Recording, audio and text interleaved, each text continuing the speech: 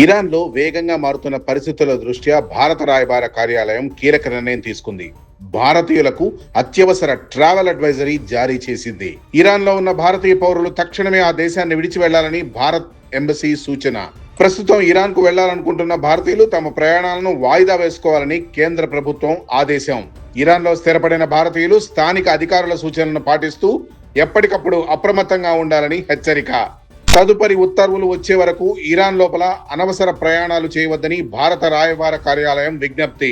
అత్యవసర సహాయం కోసం టెహ్రాన్లోని భారత రాయబార కార్యాలయం ప్రత్యేక హెల్ప్ లైన్ నెంబర్లను అలాగే ఈమెయిల్ ఐడీలను అందుబాటులోకి తెచ్చింది.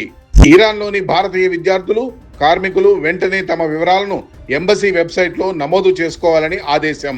ఇరాన్, ఇజ్రాయెల్ మధ్య ఉద్రిక్తతలు పెరిగే అవకాశం ఉందన్న నివేదికల నేపథ్యంలో ఈ కీలక అడ్వైజరీ జారీ చేసిన భారత్. విమాన సర్వీసులు అందుబాటులో ఉన్నప్పుడే క్షేమంగా స్వదేశానికి చేరుకోవాలని భారతీయులకు ఎంబసీ సూచన.